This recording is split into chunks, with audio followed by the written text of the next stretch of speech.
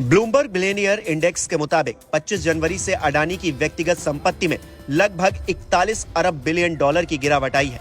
हम दावा कर सकते हैं कि भारत की आधी से ज्यादा आबादी ने भी इतने पैसे जीवन में नहीं देखे होंगे। इसकी वजह से अडानी दुनिया के टॉप 10 अरबपतियों की लिस्ट से बाहर हो गए। तो आखिर ऐसा क्या हुआ कि कल तक जो एशिया का सबसे अमीर आदमी था वो टॉप 10 की लिस्ट से भी बाहर हो गया?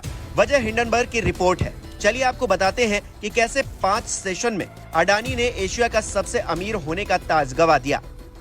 दुनिया के अमीरों की लिस्ट में अडानी को तीसरे स्थान से 13वें स्थान तक लुढ़काने में केवल 5 सेशन लगे। ब्लूमबर्ग बिलियनियर इंडेक्स में अडानी ग्रुप के चेयरमैन गौतम अडानी इस साल अब तक 48.5 अरब डॉलर गंवा चुके हैं। वहीं मुकेश अंबानी ने फिर से एशिया के सबसे रईस का तमगा हासिल कर लिया है। ब्लूमबर्ग के मुताबिक हिंडनबर्ग रिसर्च के ट्रिगर किए गए रूट ने पिछले सप्ताह से अडानी ग्रुप की कंपनियों का मार्केट में से लगभग 93 बिलियन डॉलर का सफाया कर दिया है। हिंडनबर्ग की रिपोर्ट के बाद गौतम अडानी की प्रमुख कंपनी के शेयरों में लगातार 5वें दिन भी गिरावट जारी है।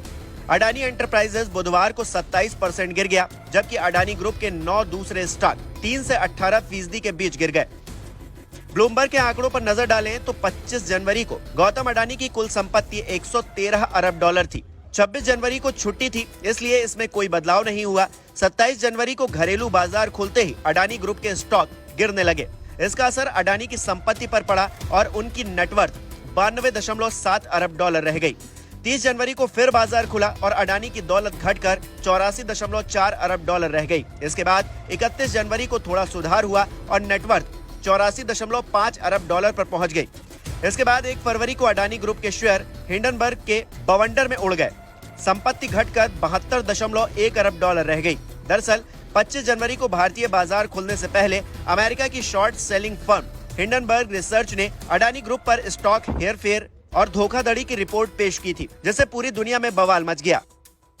अभी के हालात की बात करें तो अडानी ग्रुप पर आरबीआई ने बड़ा कदम उठाया है। एजेंसी रॉयटर्स के मुताबिक आरबीआई ने देश के सभी बैंकों को निर्देश जारी कर अडानी ग्रुप को दिए गए लोन की जानकारी मांगी है। वहीं हिंडनबर्ग रिपोर्ट के बाद लगातार नुकसान झेल रहे अडानी ग्रुप ने बुधवार यानी कि 1 फरवरी को अपने फ्लैगशिप एफपीओ को वापस ले लिया। अडानी ने इसके पीछे वजह बताई कि बाजार में उथल-पुथल मची है, ऐसे में वो इन्वेस्टर्स के हितों के साथ खिलवाड़ नहीं कर सकते।